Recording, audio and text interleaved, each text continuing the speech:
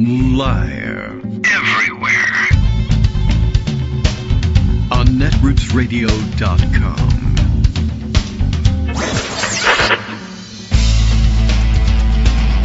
David Waldman.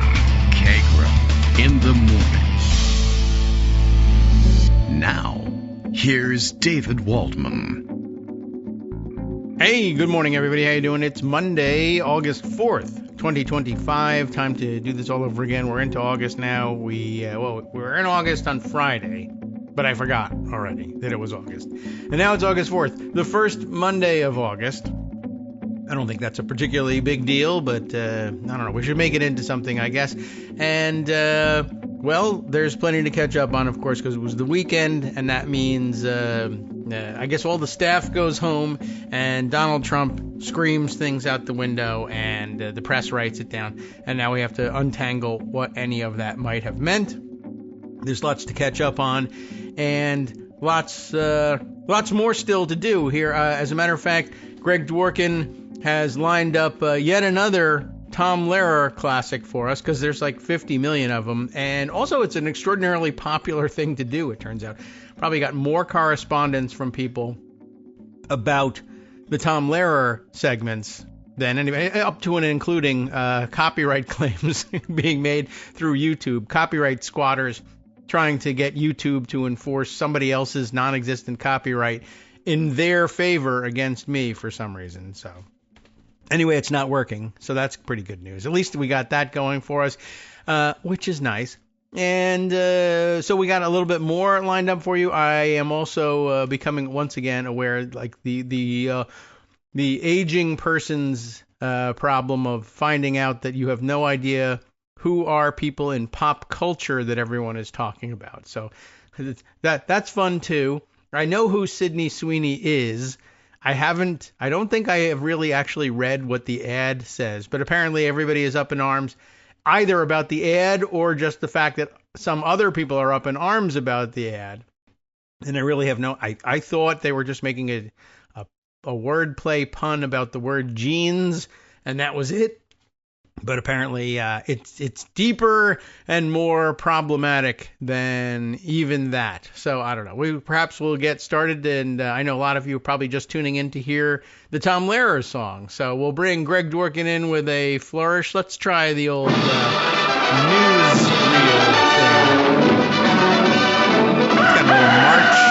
There's a Chanticleer in the middle as well. Terrific. Good morning, Greg. I like that. It's just so old-timey. Yeah. It reminds me of being in Maine in the summer, passing through Bangor, and we were trying to get to Mount Desert Island, which is our destination for vacations, and it was 4th of July, and so there was a 4th of July parade. Yeah, that sounds about right. But it's Maine, so the 4th of July parade was essentially tractors, farm tractors, maybe 30 of them, crossing the street, dividing the town, so you had to wait for the parade to go over before you could continue on your journey. And then the tractor people would throw candy to the kids. and that was basically the July 4th parade, the entirety of it. It was great. And that little fanfare reminds me of that. I'd like to see that. Yeah, that was interesting. And it's newsy because it was used for newsreels, and we have news. So I figure it's worth it. Oh, there is news, definitely. So basically, to give you a little foreshadowing, we're going to play a Tom Lehrer piece, my favorite, Warner von Braun. I meant to start with that back in last week, but there were just so many other pieces that we did those first. But then I'm going to talk a little bit about what's going on in Texas with redistricting and the Democratic walkout. And then we're going to talk about the bad economy numbers and Trump hiring the guy who gives them the numbers. And then I want to talk about something, mention of Epstein, because that's still going on.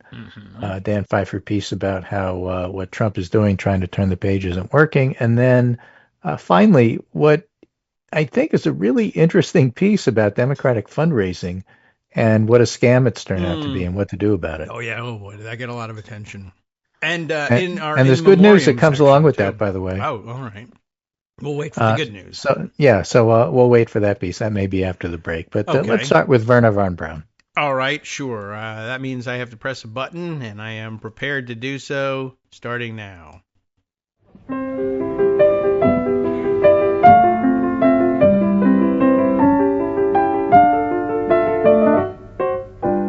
Gather round while I sing you of Werner von Braun, a man whose allegiance is ruled by expedience. Call him a Nazi, he won't even frown. Nazi schmazi, says Werner von Braun. Don't say that he's hypocritical, say rather that he's apolitical. Once the rockets are up, who cares where they come down? That's not my department, says Werner von Braun.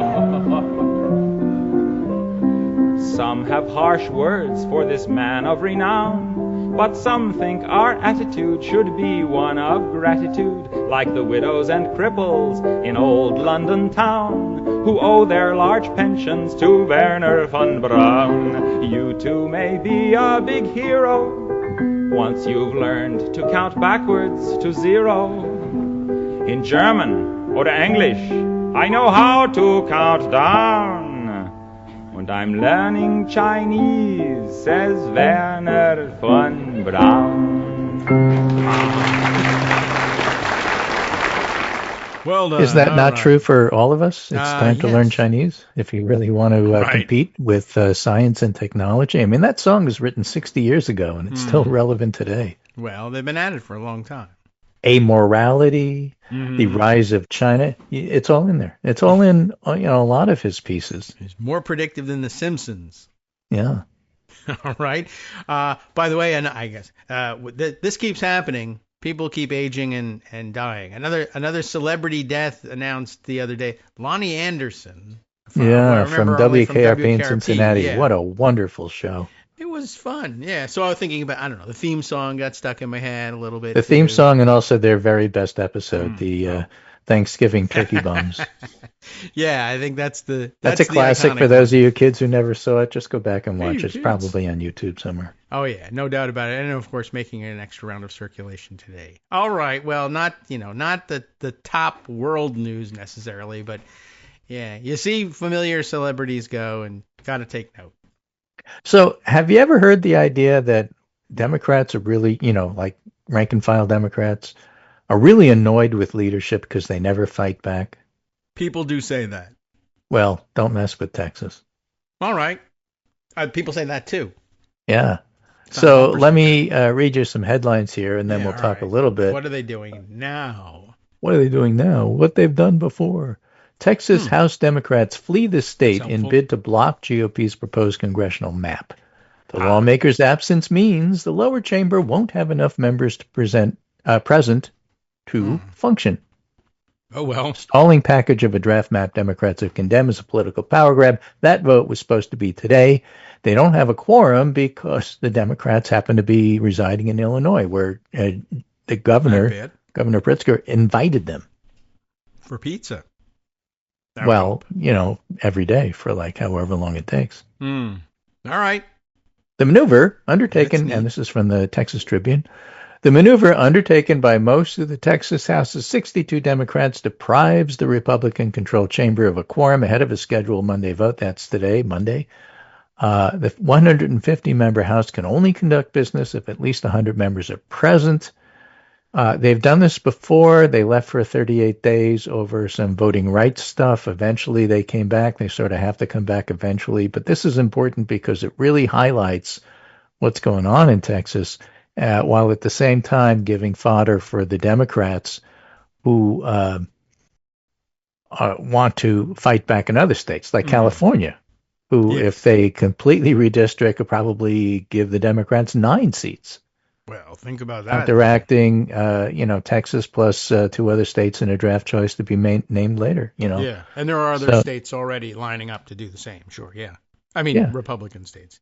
Missouri, but also Democratic states. Yes, a few. Although California and New York alone together could counteract anything the Republicans do.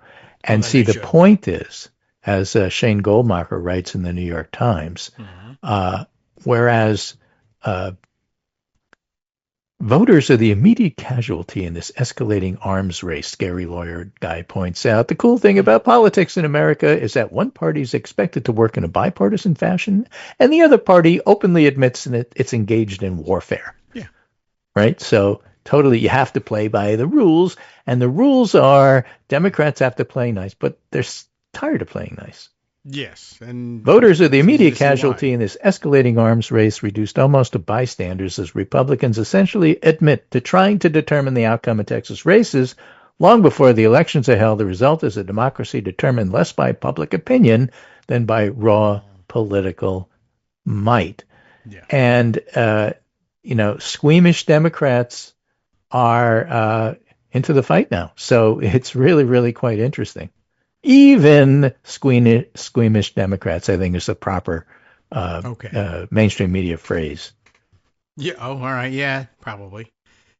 I think that we'll get used to that. Even squeamish mainstream Democrats are considering redistricting. Yeah, at least in some places. I've seen some pushback lately too. I mean, there's definitely people dragging their feet, or and a few who say, no, hold on a second. I have like a mathematical reason why we shouldn't be doing it everywhere, and I'd be willing to listen. I just didn't. But yeah, that's nice. Tell the Republicans to disarm, and Yeah. I'll read your goddamn article. Right. Okay. It's out there.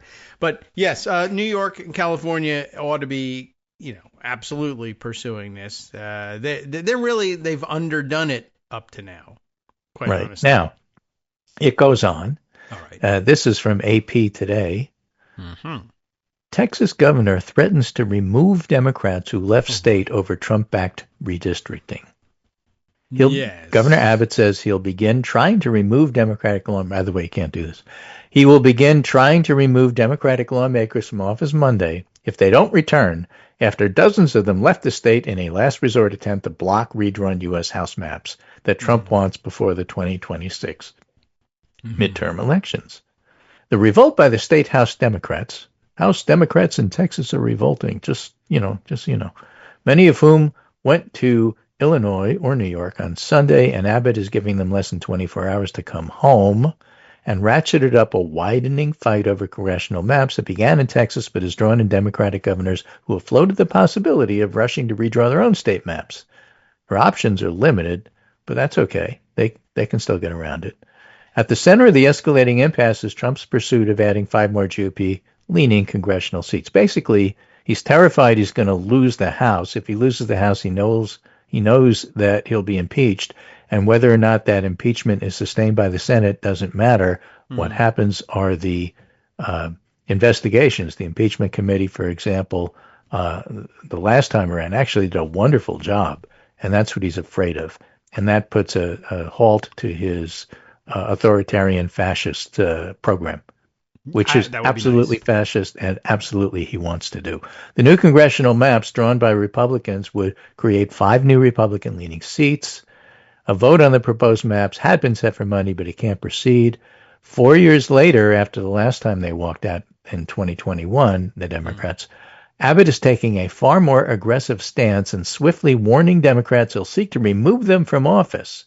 He cited a non-binding 2021 legal opinion issued by Ken Paxton. That's his justification. That's why I say it's silly. Yeah, okay. He also suggested the lawmakers may have committed felonies by raising money to help pay fines. I see. In response, House Democrats issued a 4-word statement. Come and take it. They love that one. Yeah. So for those of you who think Democrats don't fight back, Democrats are fighting back. You want the states should be the laboratories of democracy. You want to see what happens when Democrats fight back? It's happening in Texas. Yeah. Now, Good. if it turns out they fight back as hard as they can and do all of this, and in the end the map passes anyway, is a reminder that you can only do so much when you are in the minority. And so, if you like the theatrics, great. But if you hate Chuck Schumer because he doesn't do X, Y, or Z, a reminder that those in the minority only have so much that they can do. That's true, and there are different approaches to doing that, of course. And you can absolutely disagree these with his people make us style. feel good while he loses. That's why I contributed $70 billion to Amy McGrath, even though she lost to Miss McConnell. I felt better. Some people work that way. I could have given the money to people who had a better chance of winning, but hey, it made me feel good. Yeah. Well, yeah. What can you do? Some people are motivated that way, and I don't know why. I don't have a terrible opinion of it because it does help party building, at least if the money goes to the party to build, But we'll talk about that a little bit more after the everybody after the break. Everybody's been chattering about it. Okay. Yeah, I got a big piece by, I don't know how to pronounce his name, Adam Bonica. That's probably got to be close, right? One of those, and Adam always gives me trouble. So the piece is essentially what's wrong with Democratic Party scam fundraising texts that you are sick and tired of getting on the phone with some good news involved. Yes. So the answer is scam part. Yeah. Before we get to that, got it. Yeah. A reminder of what happened over the weekend. Please. Starting Friday. I forgot. Yeah. Because it's August, beginning of August, first Friday in the month, we get jobs numbers. No, we don't. We do. And the jobs numbers were terrible for Trump. Yes, right. Oh, yeah, okay. This might be the last jobs numbers that we get. Might be, but we got these. Yeah, okay. Trump was very upset about them. And so he reacted in the way that only Trump can, which got the New York Times attention and said, gee, he's not completely stable, this guy, is he? Trump fired America's economic data collector. History shows the perils. Economists say unbiased data is essential for policymaking and for democracy. This is a piece by Ben Castleman, who's their economics reporter. Ben's very good. Yeah. When President Trump didn't like the weak job numbers that were released on Friday, he fired the person responsible. It was a move with few precedents in the century-long history of economic statistics, and for good reason. When political leaders meddle in government data, it rarely ends well, like Greece, for example, or China, or perhaps most famously the case of Argentina, which in the 2000s and 2010s systematically understated inflation figures to such a degree that the international community eventually stopped relying on government data. That loss of faith drove up the country's borrowing costs, worsening the debt crisis, and led it to default on its international obligations. Now, it's too soon to know whether the U.S. is on a similar path, but economists and other experts said that Mr. Trump's decision on Friday to fire Erica McIntyre, the Senate-confirmed head of the Bureau of Labor Statistics, BLS, was a troubling step.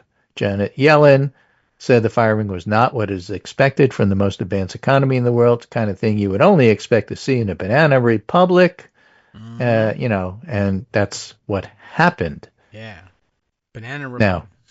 Now, at least there would be no tariffs on bananas in that republic. Right. Yum. Let's have breakfast. Lulu Navarro, reporter from the New York Times, said, I covered Argentina, this is on Twitter, I see, as a foreign correspondent under leftist President Kirchner, and so much of what I'm seeing here reminds me of that period, which saw the economy decimated with high inflation and stagnation due to tariffs and other measures. But what worries me the most is our president firing the folks who do our economic data. In Argentina, they stopped giving verifiable numbers. You were either a government economist, which is to say lying, or an independent economist, which is to say an anti-government rat. And under arrest.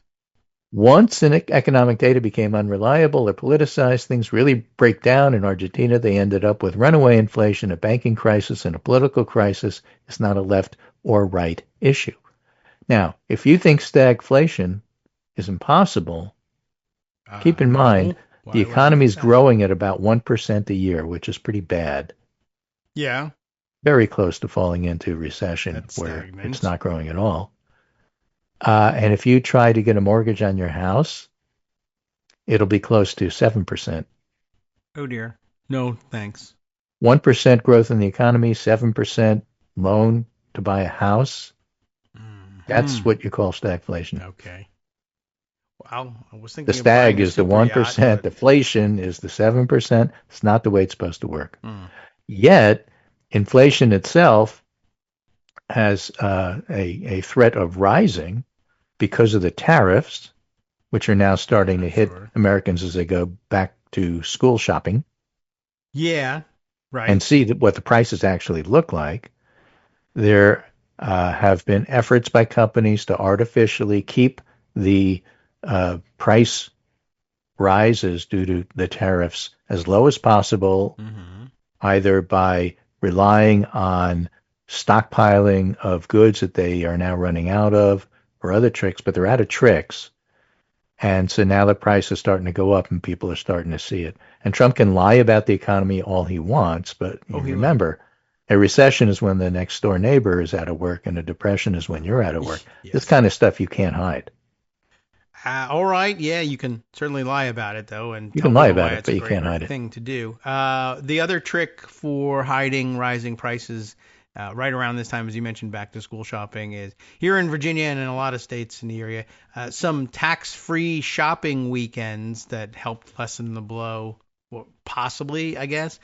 Yeah, good for consumers, but it doesn't hide the price itself. If it goes up 21%, tax-free day isn't going to make up for that. That's true. And so the tariffs still, in a lot of sectors haven't hit for the various reasons that you mentioned. And then Trump on Friday announced a whole new round of them, and the numbers changed, and some of them are, not even round numbers. It's another dumb schedule produced out of thin air with zero justification. I don't know. He seems to be very mad at Switzerland over something, and no one knows what. And Canada, and a whole bunch of other people, and Canada, I know what his lie is. Switzerland, I don't. Yeah, well, Swiss Army knives cost too much. So if you go to the next round of interviews with people, you're doing the economic version of the diner in West Virginia. You're talking to the upper Midwestern knife factory owner who originally said, I'm not worried about it. Made in America. All my products are made in America, and I don't import anything. And, only now is he learning, well, my suppliers do. Where do you think the steel comes from? Right. For your knives. And so I may be out of business. I can't believe it. He was supposed to arrest these other people. The leopard. The equivalent. Help. Yeah. Leopard, he was supposed to bankrupt these other people and then arrest them. Yep. Yeah. I'm a MAGA person. How could he do this to me? So that's making the rounds as well. Yeah. A lot of people found themselves disappointed over the weekend. Somebody else pointing out, I think Tammy Duckworth pointing out, hey, remember all those people that were promised like free IVF? Yeah. Guess what's not happening? There's no plan. No one has even mentioned that again. And there were definitely people. I absolutely remember maybe I don't, post-election interviews with people who said, I was on the fence. I don't like either candidate, but, we're trying to start a family and meeting with some problems, and we were thinking about IVF. And Trump says he's going to make it free, and he's the father of IVF. So I don't know what the hell that was supposed to mean. So we voted for him in the end, and now they're finding, I forgot all about that. After I got your vote, I didn't care. So interesting, all the people who are finding their faces being eaten. Yeah, or FAFO, depending upon how you look at it. This one is from Politico. Former Trump statistics chief slams Friday firing of Erica McIntyre. Okay. Bill Beach said the president's suggestions that the jobs report was rigged betrayed a misunderstanding in how these numbers are assembled. So if you worked for Trump, you must be a Republican. If you're a Republican, you're afraid to say he's lying. So therefore, he must be misunderstanding. Okay.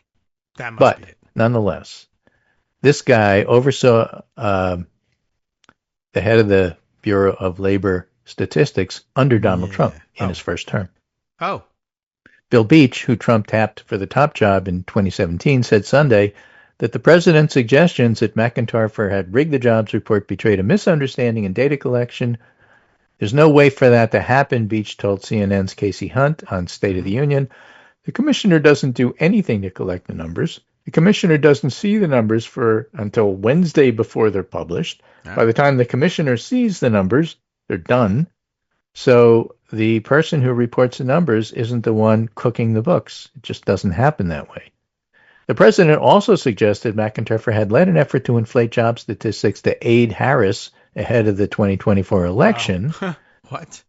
And McIntyre, therefore, would be replaced with somebody much more competent and qualified. But Beach told Casey Hunt on Sunday that the Bureau's estimates are far better now than previous decades. There was a chart I saw somebody else post, which in fact pointed out that BLS data are much more accurate than they were 20, 30 years ago. Oh. And the president's firing of McIntyre undermines credibility in the statistical system, which, by the way, is what Trump is trying to do.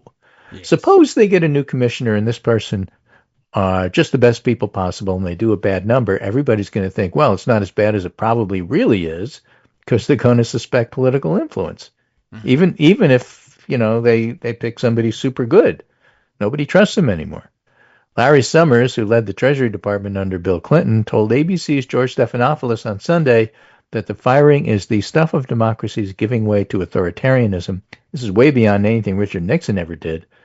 I'm surprised other officials haven't responded by resigning themselves, as took place when Nixon fired people lawlessly, and that's because the people Trump hired are basically goons, Brunos, okay, and other, heard that one. thugs just like him. Why would they resign? Right. I can't believe Frank Nitti didn't resign when I saw what Al Capone did. I don't get it. Yeah, right. Where is this moral Hello? They're not. They're all made the same way, largely. So they're not embarrassed by that in the least. So don't look for that to happen. That's for sure. Okay. Well, it's been exciting already, but we have to take a 2-minute break. We'll regroup, decide what comes next, and hit you with more weekend wrap up because the president is really way off the rails. And people are starting to notice, even if they write more polite headlines than they should about him. Hi, I'm Scott Anderson, the guy that writes the daily summary for this show, Kagro in the Morning. Thank you to everyone that supports this show. Many of you send donations through PayPal, Patreon, Square Cash, Radio Public, and so on. Some of you write your own essays and send them in, or read articles with your own commentary. We appreciate it. Now, some of you are listening to this and thinking, I'd like to help, but isn't there something I could do that wouldn't require money or effort? Why, yes, there is. You can just like us. On Daily Kos, they call it the recommend button. YouTube has a thumbs up. There are hearts and likes and love buttons. Tap our love button. Tap our love button every day. Share our shows and summaries on Facebook and Twitter, YouTube and iTunes, Stitcher and Amazon. Most of these places allow you to write a review, so a sentence or two would be great. Recommend us to social media, or tell your friends to listen to the show. You aren't just helping us, you're helping them find their new favorite thing to listen to. You could change the world. So thank you in advance from me and everybody else in the world. All right, everybody. Welcome back now to the Kagro in the Morning Show here on Netroots Radio. We were talking about a thing, and then we stopped, and now we're back to talk about that and probably something else. What was that it? and more. All right. On the next Kagro in the Morning. Yes. Stick this around. one, in fact. All right. I was digging around. Send got some money. links I'm trying to make this whole discussion into a commercial. It's not working. Do. Yes, that's right. Act now. I don't know what you get, but I would assume if you were ready to act, this is the time. Start acting. Yes. Send money. Act green. Yes. Right. Ooh, yeah. All right. Well, where were we with... I don't remember what we left off. Well, we were talking about stuff, great. so I'm going to do some more stuff here. Things? All right. We were talking about the economy and reaction to it. Yes, it's pretty amazing to me that even the New York Times, even the Washington Post have reacted to Trump's firing the numbers person at Bureau and Labor Statistics, BLS, in a way that suggests that Trump is unhinged. His reactions to things is overblown. They suggested, the economic numbers were bad, but not terrible. All right. I mean, that's what you say when growth is 1%, right? It's not recession. It's not minus 1%. It's growth. It's not great. It's not where you want to be. Mark Sandy, who is the economist of record for economics, MA, Inside Economics podcast, economy.com. He's generally speaking a media go-to guy. The economy is on the precipice of recession. That's the problem. Okay. That's the clear takeaway from last week's economic data dump. Consumer spending has flatlined, construction and manufacturing are contracting, and employment is set to fall. In fact, the only thing that was positive was healthcare.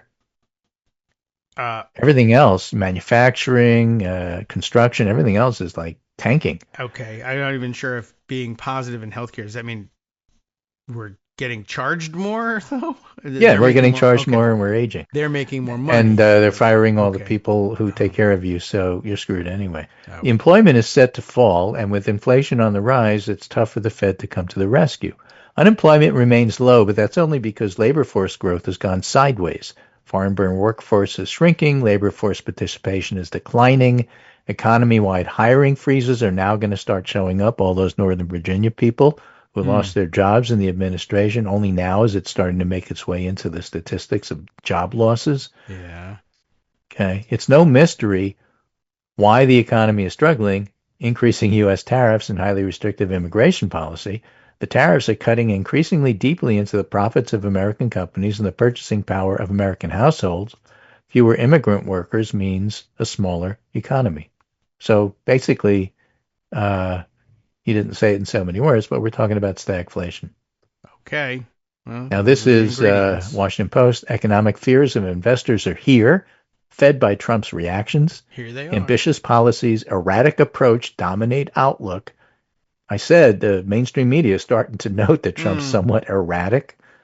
Yes. Just like they're noting that he's somewhat of a liar. Yeah.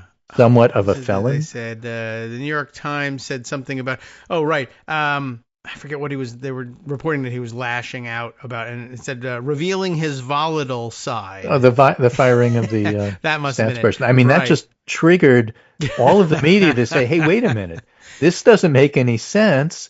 Why don't we note in our style books, method of saying he's nuts. He's lost it.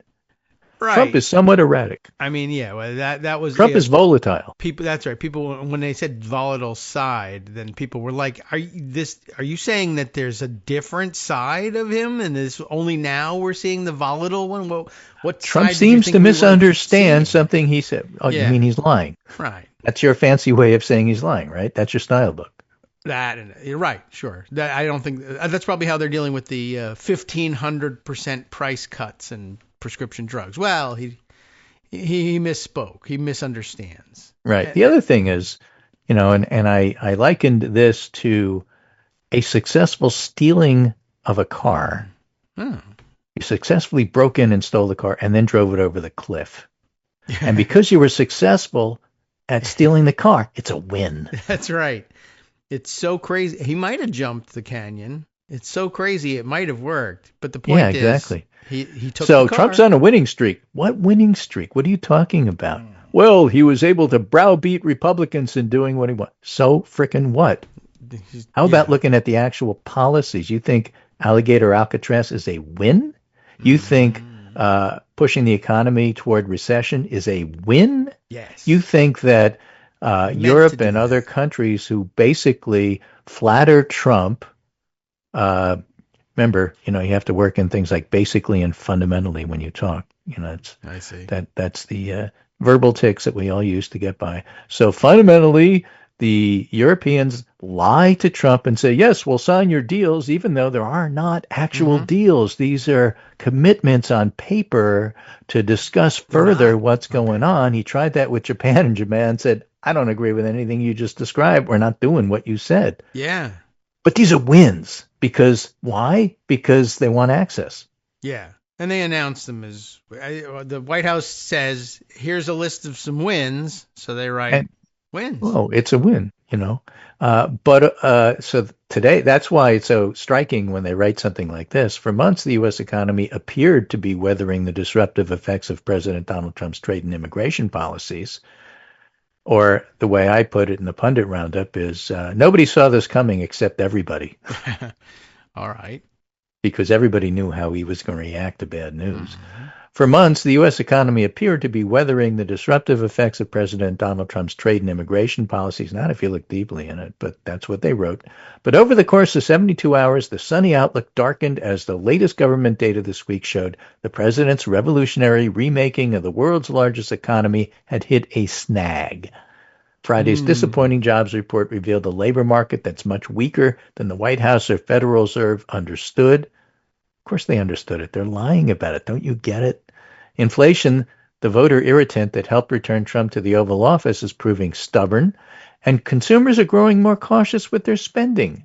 Are they now? In other words, it's not working, and consumers know how much things cost. After campaigning on a pledge to free business and worrying about Washington's dictates, Trump has made public policy the primary variable affecting the $30 trillion U.S. economy. It all adds up to an economy that grew at an annual rate of 1.2%, a notable downshift from its 2.4% pace at the end of 2024. In other words, Biden left you with a good economy and you broke it. The S&P's 500 index, which has been on a tear since mid-April because investors are stupid. Okay. They think that the economy, that the stock market can only go up. It can't go down because, like, it hasn't in their lifetime because they're only 23. Reacted by shedding 2.5% of its value this week. We're seeing dramatic changes in policies, trying to move it to a different equilibrium in the corporate sector, and everybody else are in the process of adjusting, said Eric Winograd, Senior Vice President of AllianceBernstein in New York. And that adjustment grew even tougher when he ordered the head of the Bureau of Labor Statistics fired. And even as the costs of his policies become more apparent, the action ignited worries that Trump's volatile temperament could cause additional economic harm by undermining market confidence in the government data that investors, business executives, and policymakers require to make decisions. In other words, they could live with Taco Trump changing his mind every 15 minutes so long as the data they were getting was firm. But if he's going to start doing that and lie about the data, all of a sudden his behavior becomes unacceptable. Yeah. Look, I don't understand it, but that's what they're saying. We may never understand it. Well, it was always unacceptable. Yeah. What the hell is wrong with you that you were writing this stuff as wins and you thought it was okay? This is Chuck Toddism. Mm-hmm. Yes. This is ridiculous. He's doing all this stuff, and it just might work. Well, it didn't work. I mean, now what? Yeah, it just might. You don't want to watch to see if it does and then report on it? No? Okay, that's weird. The weak jobs report that Trump assailed may ironically increase the odds that the Fed will cut rates at its next meeting. Investors believe there's a more than 80% chance of a rate cut next month based on trading in financial instruments that track central bank actions. So they're betting on a rate cut. Okay, I know he's trying to force it. Right. But the sheer scale of Trump's economic ambitions and his 24/7 social media pronouncements have made Washington the focus of business and investment decision-making, and government policy has been the biggest change over the past couple of months, said Erica Groshin, Senior Labor Market Advisor at Cornell University, who is a previous BLS commissioner, 2013 to 2017. Trump's policies are dominating labor market trends. Uncertainty about his trade policies freezing business decision-making, including hiring. The only industries engaging in significant new hiring were healthcare and social assistance. The rest of the private sector lost 49,000 jobs. Now, is that a win? Why don't you go on TV on Sunday and claim it's a win? Because, that's what liars do. And so they tried, and, nobody was having it. They got that guy, the weird guy, whose name I keep forgetting, but whose job it is to literally go and say the most ridiculous things every Sunday, too. And then I see NBC, puts out clips of, can you believe this guy? And well, why do you keep asking him to come on then if you think he's ridiculous? Right. You guys, I think you want to watch him lie. So, the annoyance and frustration with the media is that this has all been true all along, only now you're noticing. And then you're telling your readers, nobody could have seen this when, in fact, anybody paying attention saw it coming, told you it was going to happen, told you that the tariffs were not really good for the economy, and you pretended to not understand that. Yeah. And I don't know why. I do know why. You wanted access. Yeah, but, they seem so eager to... I don't know if you can avoid access. With this guy, they stuff him down your throat every week. Kevin Hassett. That's the guy who... I don't know. He's the guy who is the most egregious liar and who will sit there and smile. Well, they and say wanted John everything's upside Barron, down. but he wasn't available. I see. Yeah, right. On the phone, John Barron. That's the only way he ever appears. Yeah. So let's change subjects. All right. Pretty clear what's going on here. Let's look at something I want to talk about. Let's just do a little politics first. Quickie. Certainly. We do New that poll here. out. All right. Mayor poll, New York City. Jewish voters only. Wait a minute. 15% of voters in New York City. All right. Mayoral race. Zoran Mamdani. Yes. 37% of Jewish voters. Of Jewish voters. All right. The bagel Adams, with everything. 25% of Jewish voters. Those are the Haredi. Those are the ultra-Orthodox. All right. Yes. Cuomo, 21. Curtis Lewa, the Republican, also ran Gadfly, has been 14%. Okay. Well. That's GQR. That's a Democratic-leaning pollster.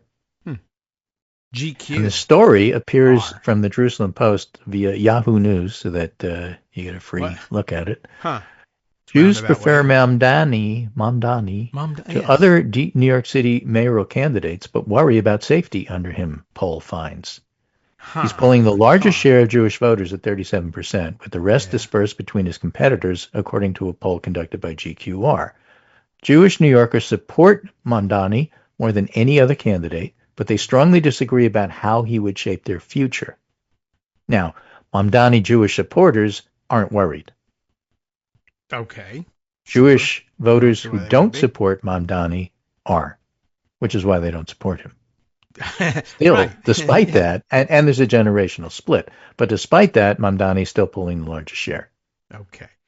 Bobby, the kids are going to be voting, the grandchildren are going to be voting for Mamdani, and they'll help you out with that. You just listen to the grandkids, and they're adorable. Right. So why not listen to them about voting? Absolutely. Yeah. Besides, I don't even know if you vote here or in Florida. We're not sure whether you're still registered here.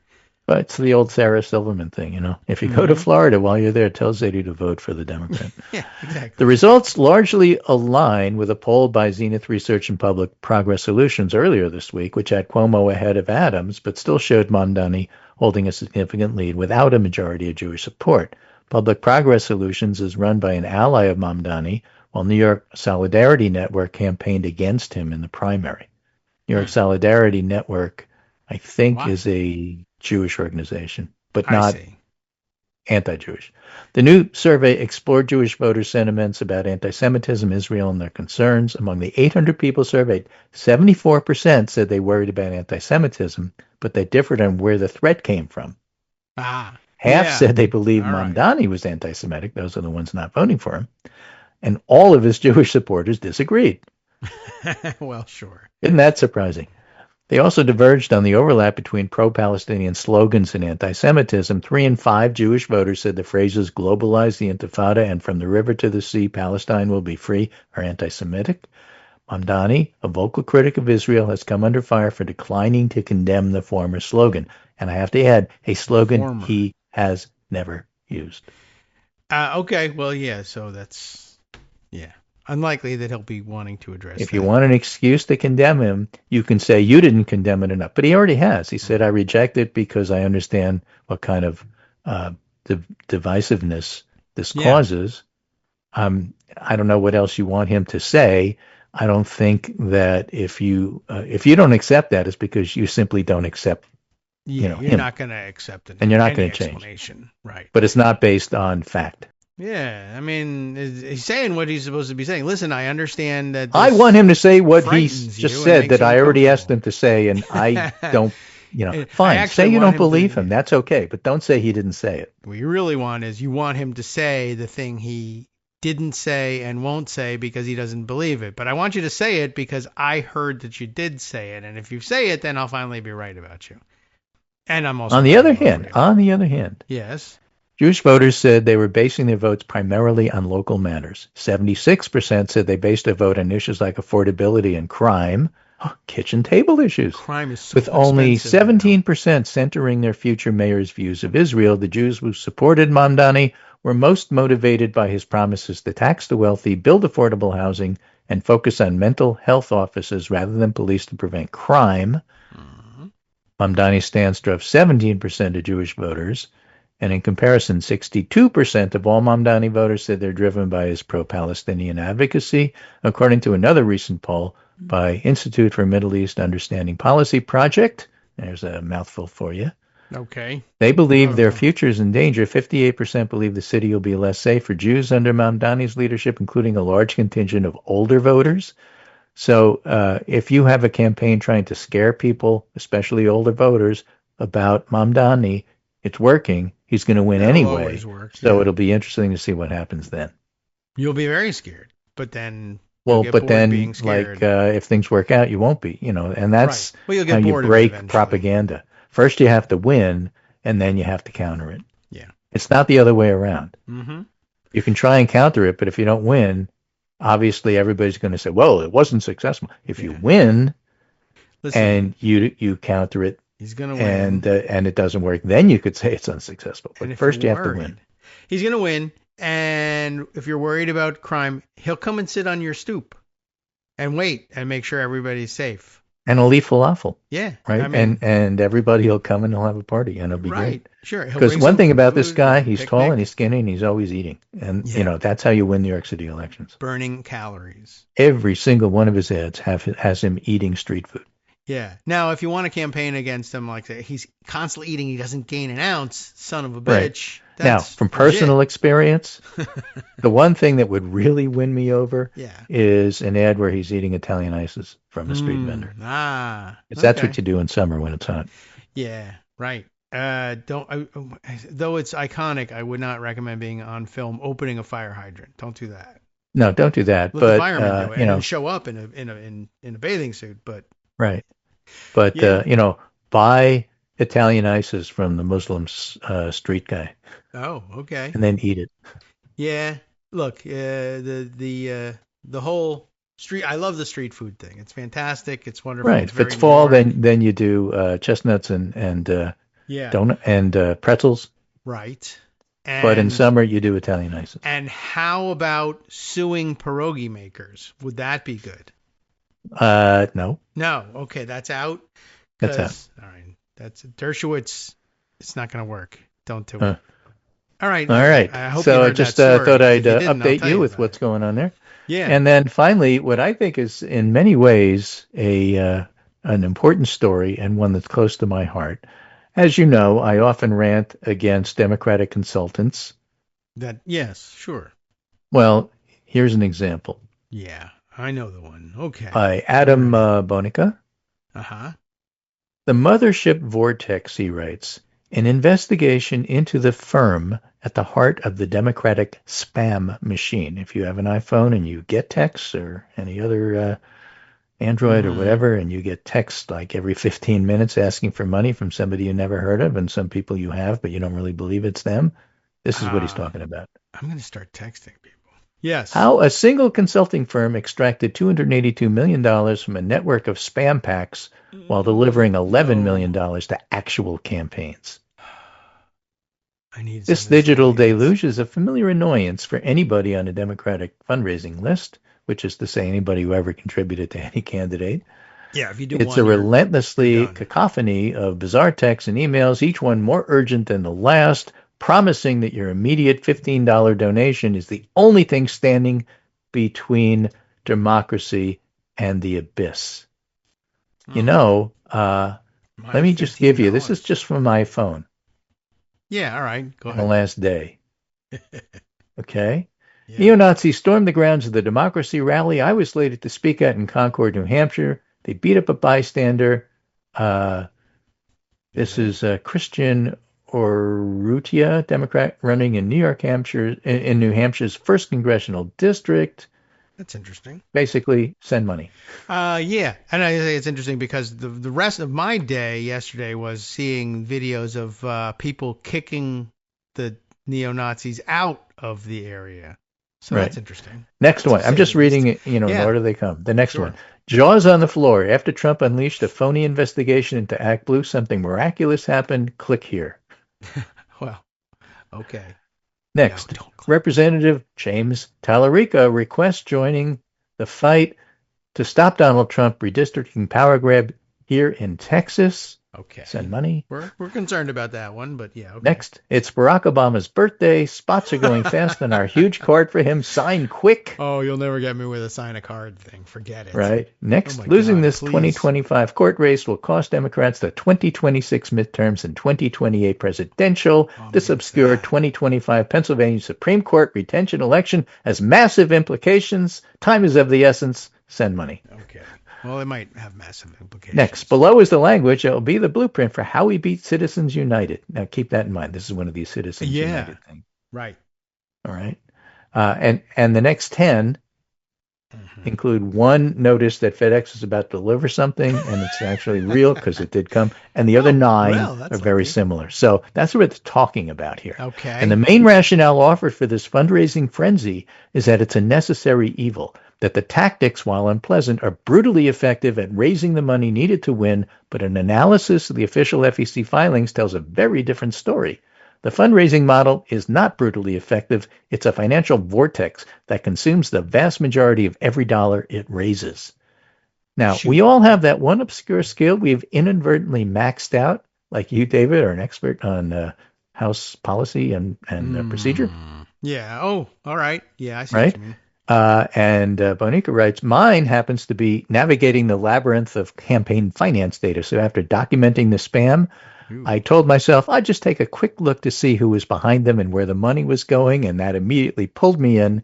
The illusion of the sprawling grassroots movement with its dozens of different PAC names quickly gave way to a much simpler and more alarming reality. It only required pulling on a single thread to watch the entire manufactured world unravel.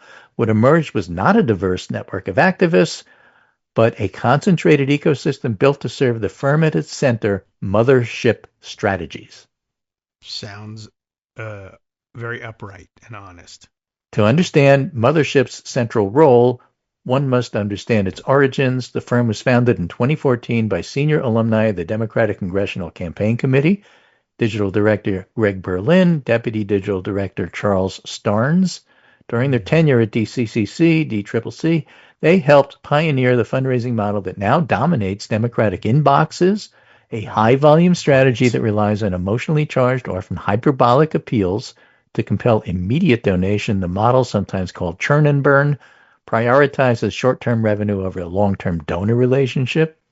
Because like after getting 10 of these in 10 minutes, it's like, I'm blocking them all. Go away. Yeah, okay. And it doesn't matter because 10 more come. After leaving the DCCC, Berlin and Stars effectively privatized the playbook into a fundraising powerhouse for the Democratic Party, or so it might seem. They became the operational heart of a sprawling nexus of interconnected political action committees. These are not diverse collection of grassroots groups. They're a tightly integrated network that functions primarily to funnel funds to Mothership. Okay. Their names are likely familiar from the very texts and emails that flood inboxes. Progressive Turnout Project, Stop Republicans, End Citizens United. I've heard of that one. The relationship between the firm and the network is cemented by blatant self-dealing. The most glaring example is End Citizens United. In 2015, membership principals Berlin and Starnes also co-founded this PAC. It quickly became one of their largest and most reliable clients. And the core defense rests on a single claim: they're brutally effective, but the FEC data proves this is a fallacy. An examination of the money flowing through the Mothership network reveals a system designed not for political impact, but for enriching the consultants who operate it. Firms take a direct cut. Hundreds of millions of dollars disappear. How much money raised by these groups actually makes it to candidates and party committees? Of the $678 million raised from individuals, $11 million went to candidates, campaigns, and parties. And this represents a fundraising efficiency of 1.6%. So don't let them tell you it's incredibly brutal. Now, there is hope on the horizon. Okay. At least from Apple. That'd be nice. This is a piece from Apple News. iOS 26 message filtering upsetting fundraising politicians that want to annoy iPhone users. Apple will be automatically sorting unknown texts into a new category. That's irritating political groups that rely on donations via spam texts. Text message filtering based on carrier spam lists have existed on iPhone for years, but now what's going to happen is unknown callers will be treated as spam, which is a separate filtering category. Mm-hmm. They're actually not going to be treated as spam. They're going to be treating it as unknowns. If the user has never interacted with the number, or if it isn't in the contacts, it goes to the unknown section. You won't get notified. You can go through it if you want, just like a spam filter. Mm-hmm. And this is upsetting the National Republican Senatorial Committee, which says it could see $500 million lost in GOP revenue. Well, what can you do? Well, based on what I was just reading to you about the Democrats will lose very little. Okay. Well, but that's true. I mean, in terms of organizations will lose a lot. That's quite a different thing. That's all right. I'm okay with that, certainly. Yeah, this happens from time to time. This is not the first such operation to be uncovered, which is not good news and doesn't lessen the trauma of it all. People have been stealing, dollars from out of the campaign's pockets for a long time. And even the few dollars that made them to campaigns, I don't know whether they checked this or not, but very often those campaigns have also hired one of these groups or the consultants behind them as well, and that's why the money goes to them so they can pay their bills right straight back to them. But right. So the author of this piece says the biggest issue I take with the letter is that it's from the GOP is that its assertion that it needs to deliver unsolicited text messages to users. These political entities have gone through the trouble of ensuring the laws allow them, and carriers have allowed the behavior. But Apple's steps to ensure users have some sanity and control over their messaging inbox undercuts these efforts. And the $25 million revenue hit to the NRSC is certainly not negligible, but it's not Apple's problem to solve. Yeah. And investigations show a lot of political donation campaigns are overly aggressive, use deceptive tactics, and rely on elderly folks with mental health problems to rake in hundreds of thousands of dollars. We just went over this. Like the president. So go for it. Yeah. Find a new way to get donations. Absolutely. And so, I'm looking forward to this when it comes out. Me too. I'm looking forward to it as well. I imagine Trump will find some way of threatening Apple over it. That's always exciting as well. And I'd love to see how this one develops. It was a hell of an article. I'm glad you brought it up. Thanks, Greg. And we'll see you Wednesday. Yeah. You say yeah. All right. Welcome back now to the Kagro in the Morning Show here on Netroots Radio. Let's see. I got a lot of things I could go with here. By the way, one might be, I don't think, did we not get to this one here? I know that Greg, you had mentioned, there's at least a little bit of Epstein news, and I don't think we got to it. Dan Pfeiffer's entry over at Message Box News. The Message Box looks like a Substack thingy to me.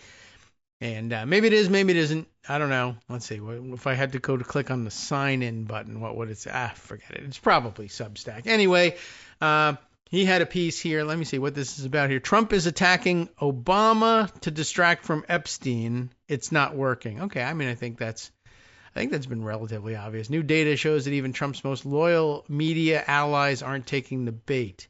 Did we not do this one? It feels like it didn't, although sometimes I lose track of what we have and haven't done here. A few weeks ago, Dan begins, Donald Trump made a laughably desperate attempt to distract from the Epstein scandal enveloping his presidency.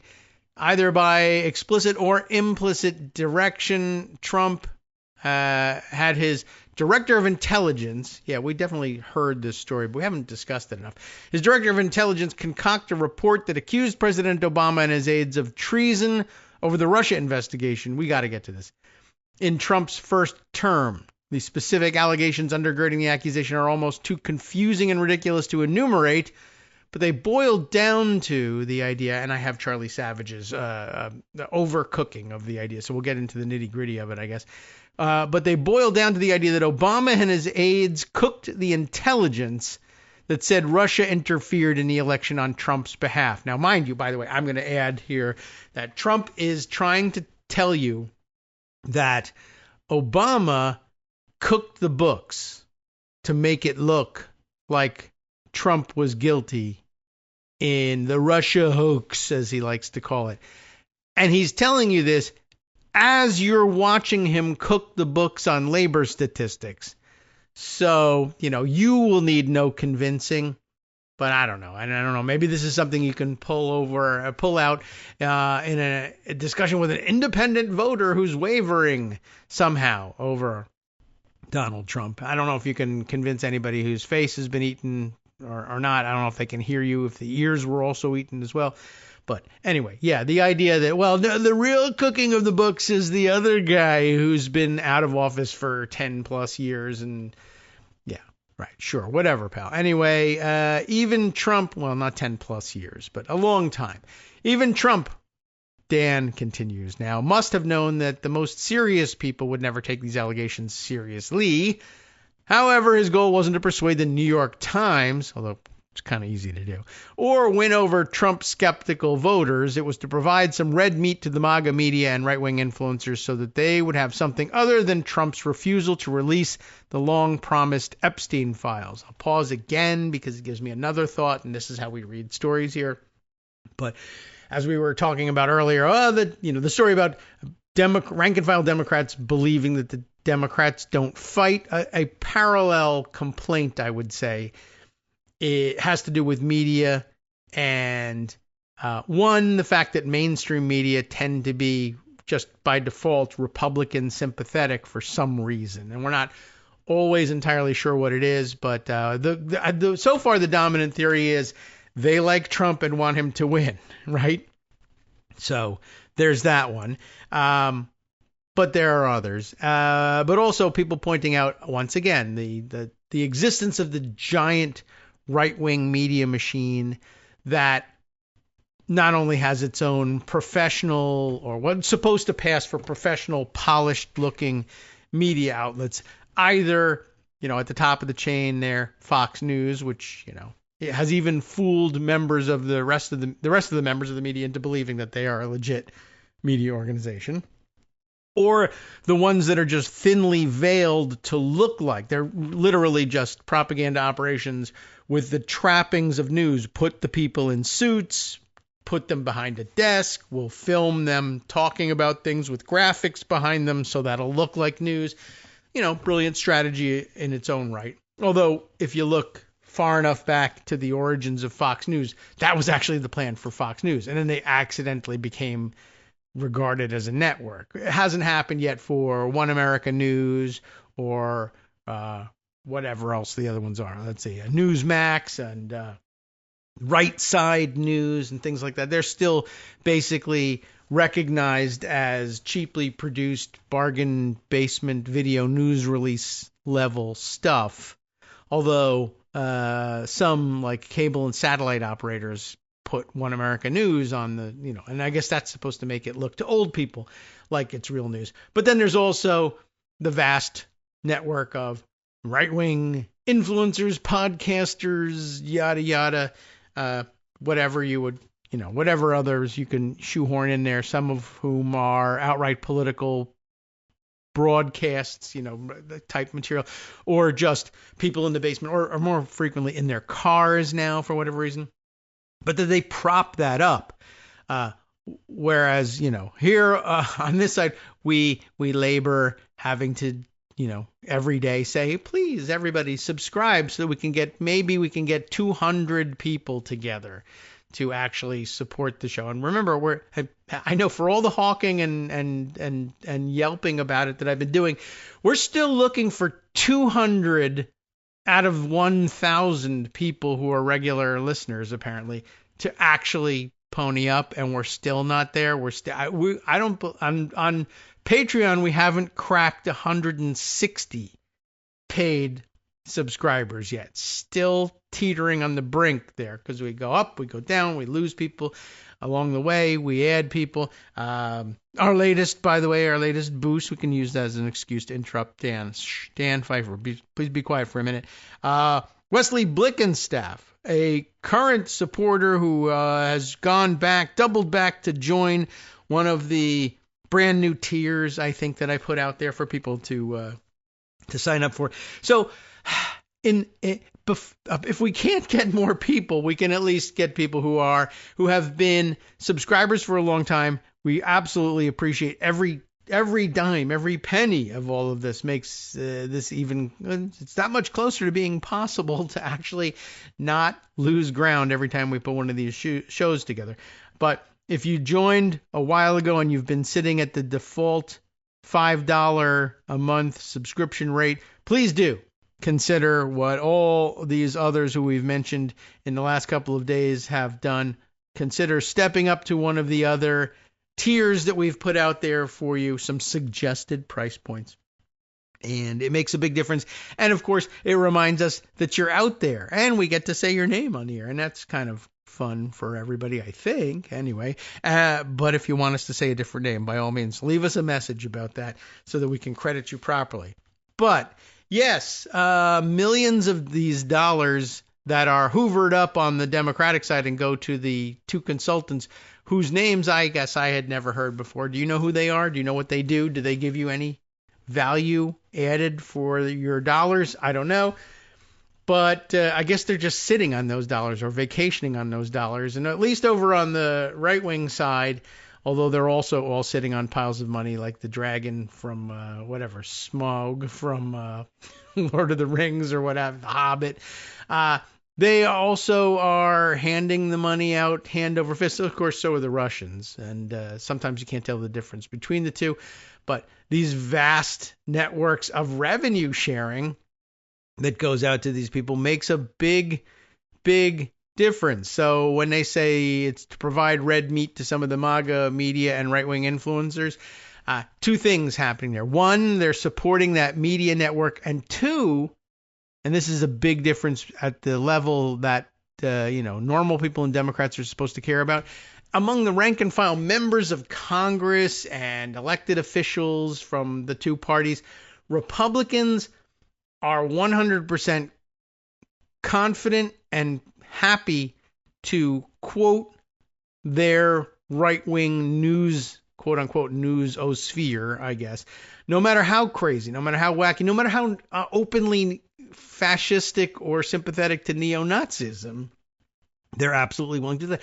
Look, Trump had dinner at Mar-a-Lago. He has dinner with, or lunch or dinner with everybody. It's always a meal thing with him. But Nick Fuentes, nobody has anything to say about that. I mean, it got reported. People got outraged. People went, why you? And but there's so many other things to be outraged at Trump about. But you can't get. There are elected officials to this day, Democrats, allergic, and I mean violently allergic to. I would never, in a million years, go on the record with an article from Daily Kos. Are you kidding me? People will know right away. These guys are out there from, NaziFest.com. And, oh, yeah, absolutely. I got these statistics, and they're garbage. And there's like a handful of elected Democrats who would admit that they even saw an article that was quoted, that was from a mainstream news article, but I saw it quoted at Daily Kos. They're too afraid. They won't do it. And, I don't know how we get out of that one. I don't know what to tell you about that one. It's just so, and I'm not certain what the cure is for that. If you just take the facts as they're digested and carry that forward, that would be helpful. It doesn't have to be, and I saw it at Daily Kos. It doesn't hurt, because other people then go there and they start seeing the same news, and all of a sudden, wow, more people are voting for you guys. I don't know how that happened, but they won't do it. I don't know. That's the thought that came to mind 25 minutes ago when I was reading Dan Pfeiffer's message box story about Obama being used as a distraction from Epstein. Not that I thought that would ever work. No one understands how it would work, but I don't know. They're playing the hits. That's how it works on the MAGA side. So there you go. It was to provide some red meat to the MAGA media and right-wing influencers so they'd have something other than Trump's refusal to release the long-promised Epstein files. They write something up. Mike Lee starts talking about it, and now the subject changes. Throughout his nearly decade in the political scene, Trump has failed at most things, Dan continues, but he has had a 100% hit rate when it comes to getting the right-wing media to echo his messaging. Until now. New data shows that his Obama treason gambit is a complete flop. No one has lower regard for the intelligence of their supporters than Trump, and this time it appears they see through his. Greg, do you want to say what it is? Because it's already prepared for you. They see through. That's bullshit. That's the word we're talking about here. We can say that now, but it's so much fun, more fun to play Trump saying it with that crazy horn in it. Trump saying it, Greg saying it. But if I had Trump saying it, that would be something. I'll have to work on that. Debunking the idiocy is the next section here. Before getting into the data, it's probably worth making a few points about why the Obama accusations are so obviously false. It feels dumb debunking these lies, but just in case your MAGA curious uncle wants to bring this BS up at the family barbecue, here's the pushback. We haven't even got the base story yet, but we'll get to that in a minute. 1, a bipartisan Senate Intelligence Committee investigation, helmed by none other than now Secretary of State and Trump flunky Marco Rubio, confirmed the accuracy of the intelligence assessment that Trump and Gabbard, that's our Director of National Intelligence, are saying was cooked up to hurt Trump. They were okay with it. They said it was good. Number 2 says, suppose Marco Rubio isn't good enough for your uncle. John Durham, a Trump-appointed special counsel, looked at this very conclusion in Trump's first term and found no evidence of a politically motivated plot. That plays heavily in Charlie Savage's story on this as well. If you want even more detail, I would recommend this New York Times op-ed from John Brennan and James Clapper, 2 top Obama intelligence officials. This New York Times story, and I bet that's the one I'm thinking of from Charlie Savage. We'll just click through to make sure that that's the case. Yep. And Adam Goldman. He's on that one too. I should have kept it open. In fact, I'll click on it again so that I know exactly where to go to get it next time. Anyway, that New York Times story shows that the latest allegation from FBI Director Kash Patel was based on an email fabricated by Russia, which undermines the entire allegation, which sounds bad enough, but if you want to connect the dots in your head, you got to read that piece. Okay, though, Dan says, enough of that. The MAGA media isn't taking Trump's bait. That's the next section, and also very interesting in its own right. Most political observers generally consider Trump to be a master communicator. While Trump is great at getting attention, he isn't so great at using it to his advantage. That's true. A trait evidenced by his inability to get his story straight on Jeffrey Epstein. There's a million where he's fouled that up in the last couple of weeks as well. Trump's true superpower to date has been his ability to marshal an army of friendly media outlets and content creators to amplify his message. Although, really, that's money. So it's not really any great innovation. We just don't do that on this side. The right-wing media ecosystem that includes Fox News and the Daily Wire, as well as people like Charlie Kirk, Laura Loomer, and Benny Johnson, is incredibly powerful. You heard about how powerful Loomer has been of late. And much larger than its progressive counterpart. It's 1,500%, Trump might say, larger. When all of Trump's allies are singing off the same song sheet, it can bend reality for his base and break through to the voters who pay less attention to politics. I can't think of another time when Trump told them to jump and they didn't ask how high. Trump has relentlessly pushed this false narrative. He brings it up in every media appearance.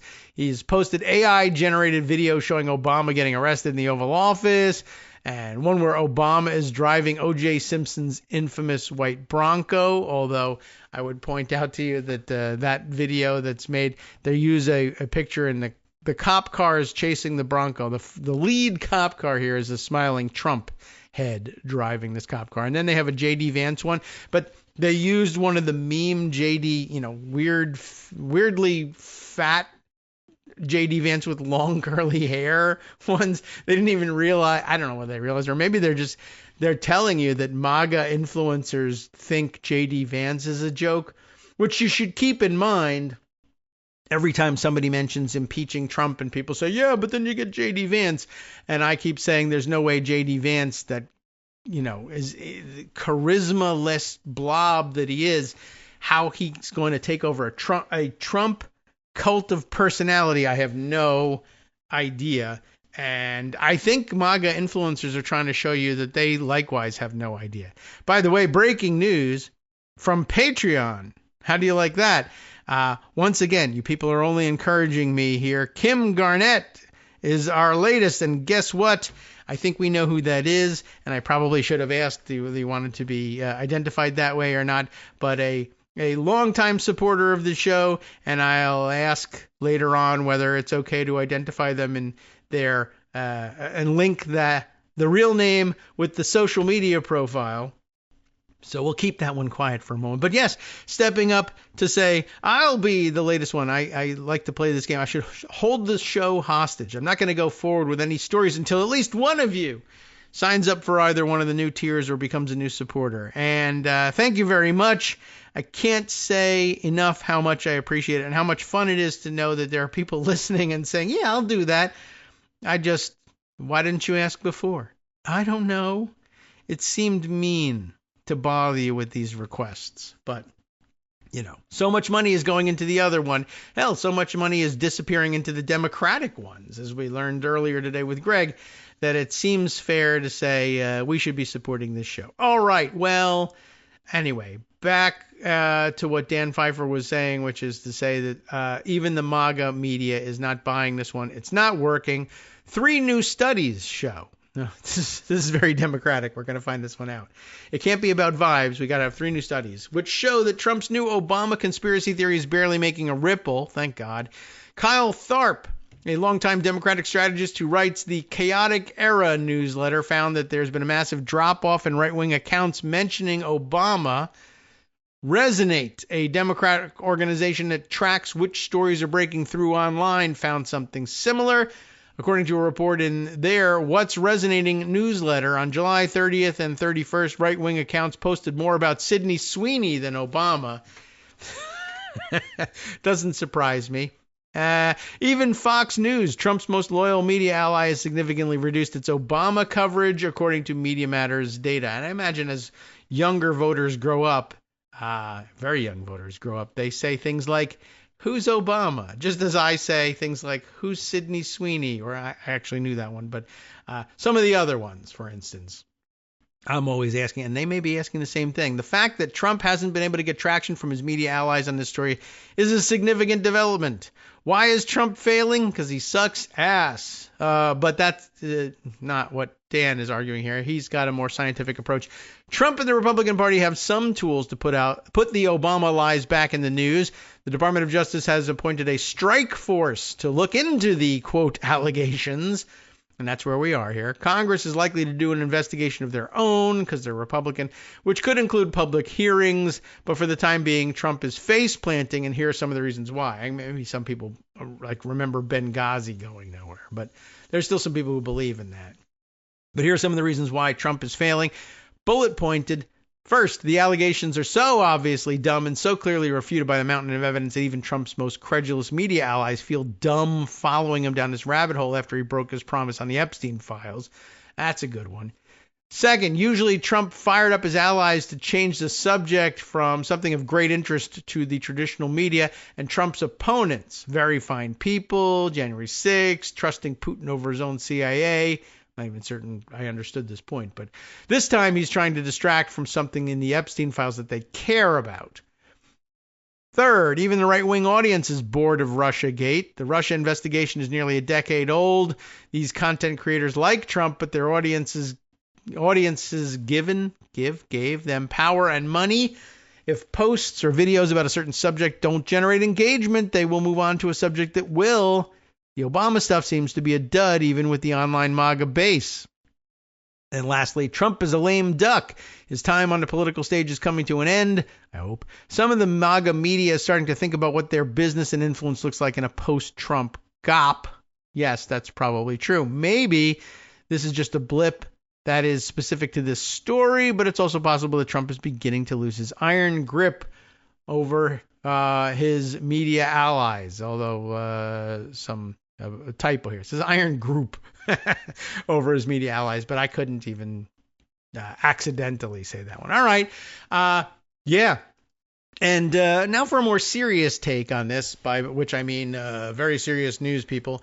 Over at the New York Times, this is the Charlie Savage piece along with Adam Goldman. We have to kind of get this on the record and explain it. And I was thinking of jumping straight to the empty wheel explanation of it, but I think your brains would explode.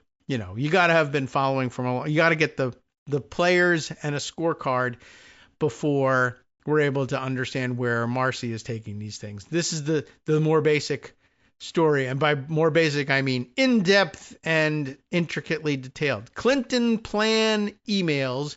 You maybe heard about this stuff over the weekend or saw it debunked over the weekend. I feel like we need to discuss it so that I am up to speed with it as long as you are. Clinton plan emails were likely made by Russian spies, declassified report shows. I tried, I think, expressing this at home, and I realized I think I need to be better versed in it before I can really explain exactly why this is so inside out and upside down and dumb. Clinton plan emails were likely made by Russian spies. And when I say Clinton plan emails, I should note that's in quotes. There was no Clinton plan.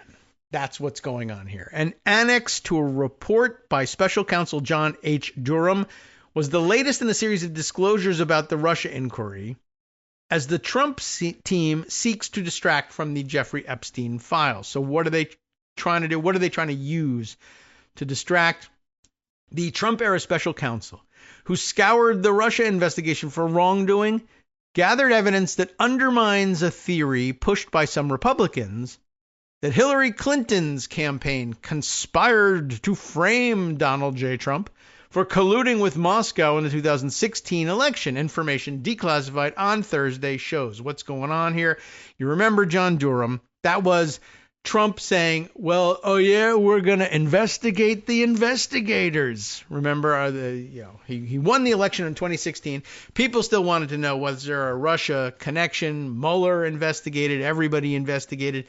And although they turned up all sorts of problematic things and wrongdoing, they were unable to hold him to account for it. And then when Republicans took control of Congress, they said, fine, well, we'll investigate the investigators as well. And when Trump became president, I'll appoint my own special counsel. And remember, he was this close to making the other Sidney, not Sidney Sweeney, the one that we're all talking about now. But what was that? Now I'm all confused about because we've just been saying Sidney Sweeney. But what was the lunatic Sidney lady that Trump was so enamored of? Not in the same way with Sidney Sweeney. And I won't show up either in a Google search because it's all Sidney Sweeney news. Sidney, it's completely pushed out of my mind now. Damn. And Google is of no use whatsoever. Dang. Will Google help me if I throw in there Trump, Russia?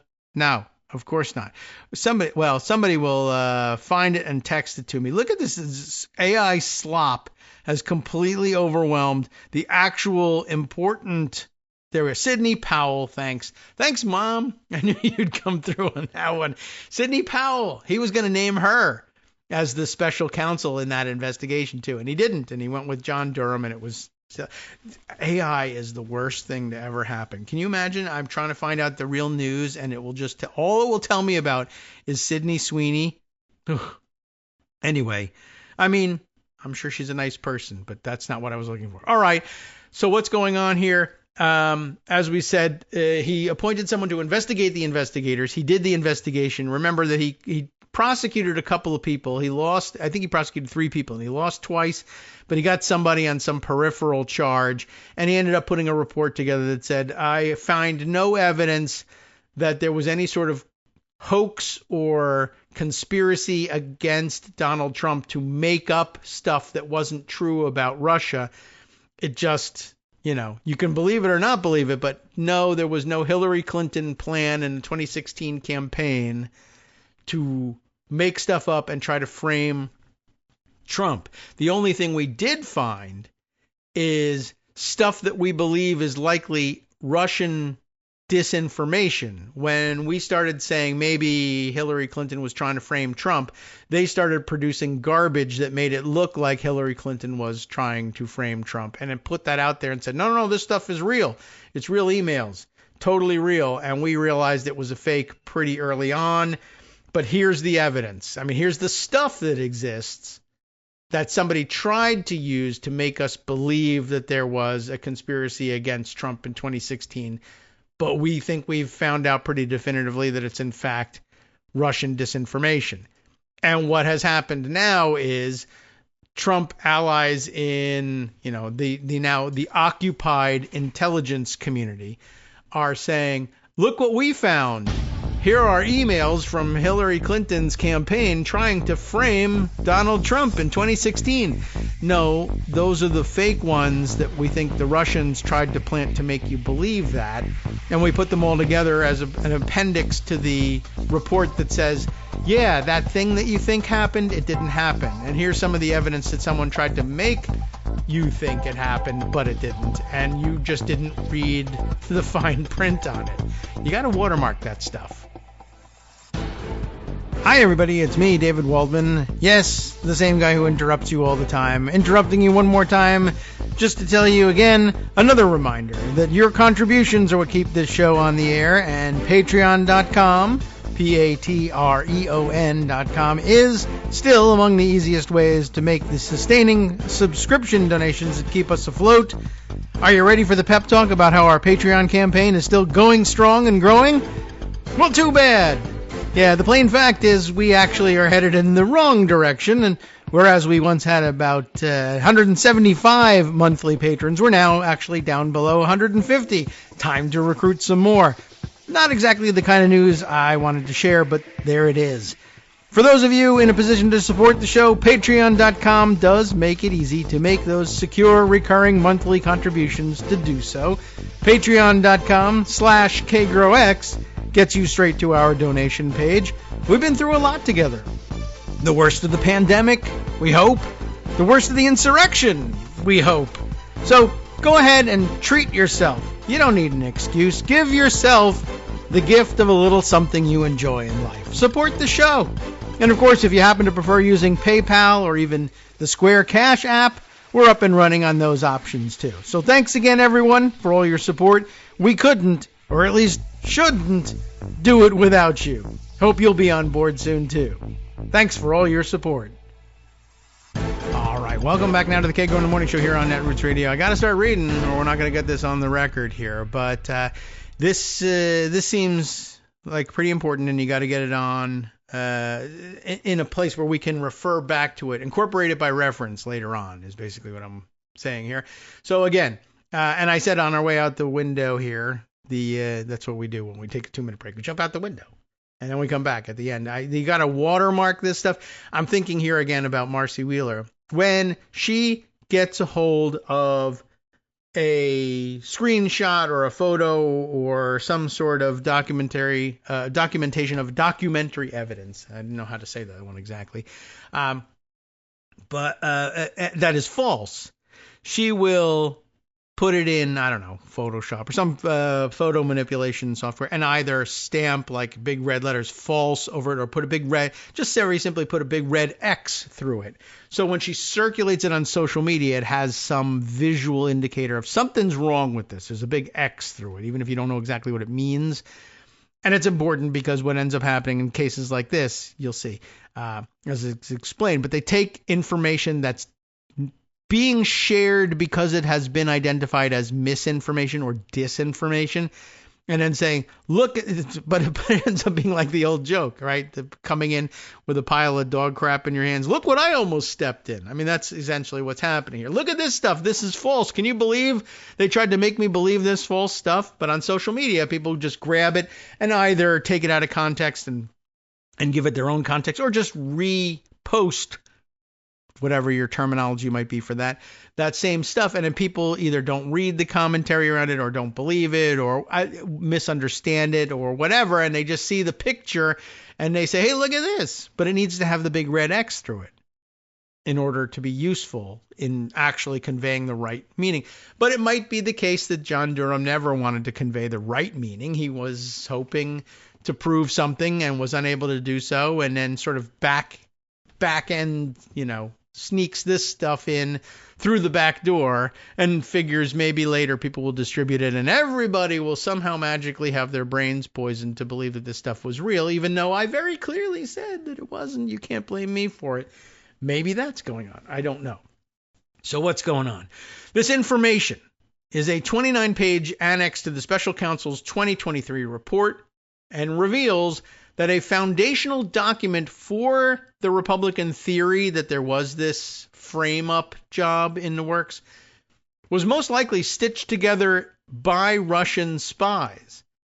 The document is a purported email from July 27th, 2016 that said that Mrs. Clinton had approved a campaign proposal to tie Mr. Trump to Russia to distract from the scandal over her use of a private email server. And everybody knows how scary private email servers. They probably deserve dramatic music.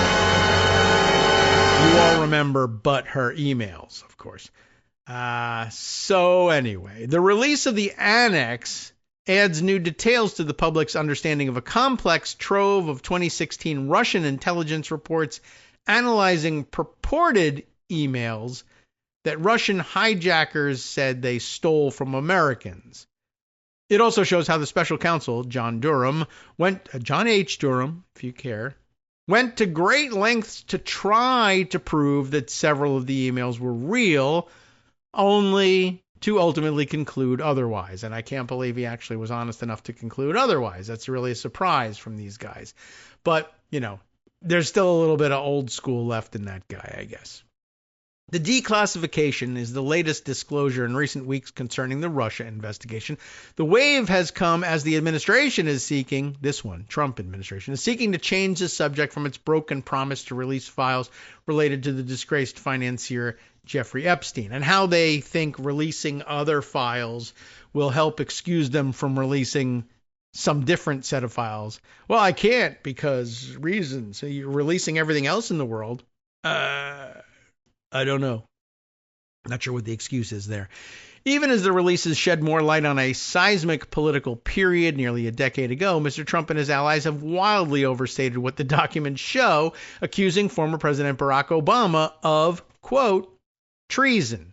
It wasn't just a funny tongue-in-cheek AI video of Trump smiling while Obama is arrested in the Oval Office that he was circulating. He is out there saying, if you read the articles, if you read the information, you can see it's treason. It was a coup. He did a coup, and it should be treason. And Stephen Miller is out pushing it, and a ton of other people are out pushing it. Stephen Miller, of course, doing it more egregiously than anyone. But the release of the annex was no exception. John Ratcliffe, the CIA director, said in a statement that the materials proved that suspicions of Russian collusion stemmed from, quote, a coordinated plan to prevent and destroy Donald Trump's presidency. Kash Patel, the liar who runs the FBI now, said he's got a long history, by the way, as they just state as a matter of fact, because it's true right here in the article, who has a long history of pushing false claims about the Russia investigation. Well, now he's got another one. He declared on social media that the annex revealed, quote, evidence that the Clinton campaign plotted to frame President Trump and fabricate the Russia collusion hoax. Nope, it didn't. In reality, the annex shows the opposite, indicating that a key piece of supposed evidence for the claim that Clinton approved a plan to tie Trump to Russia is just not credible. Durham concluded that the email from July 27, 2016, and a related one dated 2 days earlier were probably manufactured. That was your guy. He says they're manufactured. Ahead of the 2020 election, Mr. Ratcliffe, as Director of National Intelligence in Trump's first term, had declassified and released the crux of the July 27th email, even though he acknowledged doubts about its credibility.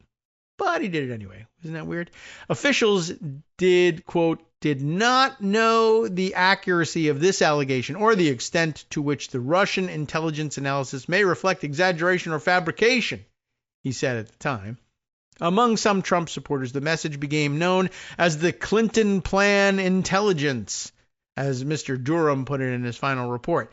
In his report, Durham used the U.S. government's knowledge of the supposed plan via the Russian memos to criticize FBI officials involved in the Russia investigation for not being more skeptical when they later received a copy of the Steele dossier and used it to obtain a wiretap order. The dossier, a compendium, as you know, of Trump-Russia claims compiled by a former British spy, stemmed from a Democratic opposition research effort and was later discredited. But you may remember that it was once reported that actually that opposition research effort was first launched by fellow Republicans looking to knock him off in the primaries, and it didn't work, and it didn't go anywhere, and it didn't develop fast enough. And at that point, supposedly it was offered. Well, if the Republicans don't want it as opposition research, do the Democrats want it? Maybe.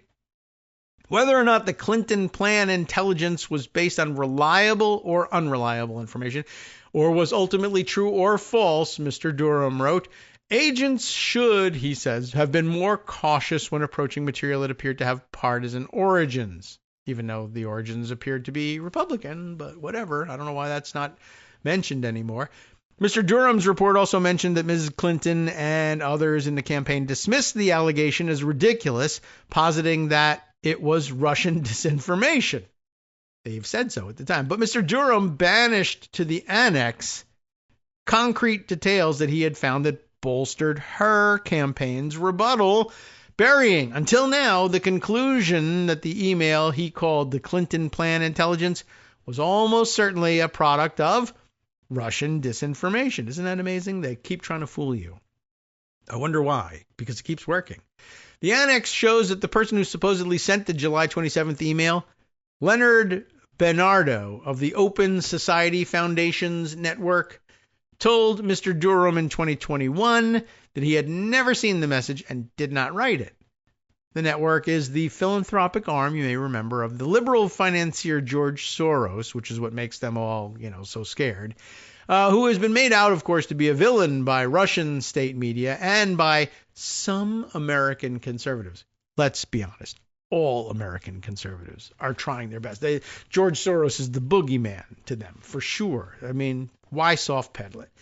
The annex also cited a purported email from July 25th, 2016, also attributed to Mr. Bernardo, referring to President Vladimir V. Putin of Russia. The message claimed that a Clinton advisor was proposing a plan, quote, to demonize Putin and Trump, which would have been a great idea, but didn't happen.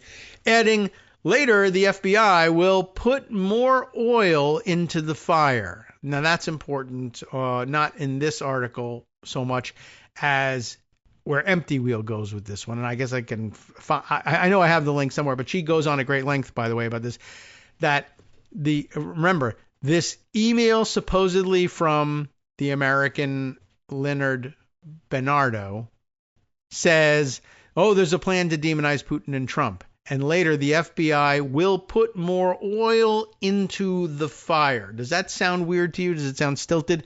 What do we usually say? Pour more or throw more gasoline on the fire? On the fire? Gasoline, not oil. On, not into the fire. And what Marcy was pointing out is, you may not know this. I didn't know this. I don't know whether it's even true. But the claim is, and she usually makes pretty good solid claims, that there's the Russian language idiom for the same usage, where we say pour gas on the fire or the flames. The Russian idiom is put more oil into the fire, the literal translation of it. So that's a little weird to have it show up in a memo that was totally written by an American and not a Russian. It's just one of those giveaway things. What's that movie? It was one of where the Nazi guy, recognizes the American spy disguised as a Nazi because of the way he signals the number 2 or 3 with fingers, not the non-German way. It's like right along those lines. So that message, anyway, identified the advisor as Julie. I don't know who the advisor, a Clinton advisor, was going to propose this plan to demonize Putin and Trump, and later the FBI will put more oil into fire. Well, Julie, whoever that is, supposedly wrote this memo, while the July 27th one said Julia, which, may or may not be a typo or of interest. An accompanying Russian intelligence memo identified the aide as Julianne Smith. A third version of the name. A foreign policy advisor for the Clinton campaign who worked at the Center for a New American Security. But the trove of Russian files contained two different versions of the July 25th message. I guess they didn't make up their mind. One that somehow had an additional sentence. And Mr. Bernardo denied sending it, telling Mr. Durham's team that he did not know who Julie was and would not use a phrase like put more oil into the fire.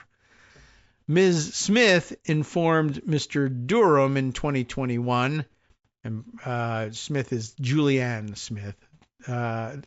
She informed Durham that she had no memory of proposing anything to campaign leadership about attacking Trump over Russia, although she recalled conversations with others in the campaign expressing their genuine concerns that the DNC hack was a threat to the electoral system and that Trump and his advisors appeared to have troubling ties to Russia. The annex also shows that Mr. Durham obtained emails from several liberal-leaning think tanks mentioned in the Russian memos and did not find copies of the messages supposedly written by Mr. Bernardo.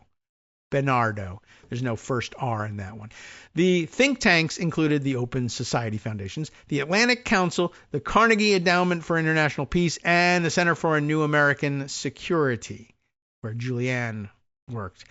But Mr. Durham found other quote, emails, attachments, and documents that contain language and references with the exact same or similar verbiage to those messages. Those included a July 25th email by Carnegie Endowment cyber experts that contained an extensive passage about Russian hacking that was echoed verbatim in the purported July 25th message attributed to Mr. Bernardo.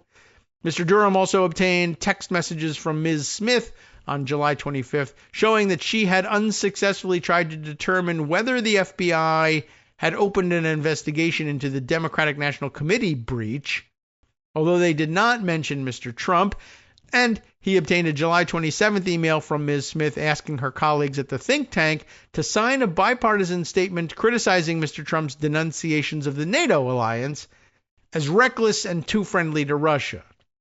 Which, it has to be fair foreign policy game, don't you think? Mr. Durham wrote that it would have been logical for someone to conclude that she played a role in efforts by the Clinton campaign to tie Trump to Russia. Well, I don't know who you would tie Trump to or tie anybody to. If they're out there saying, you know what sucks, NATO, we should get rid of it. Who else do you think would be advocating for that? Could be China, I guess. Could be China. You never know.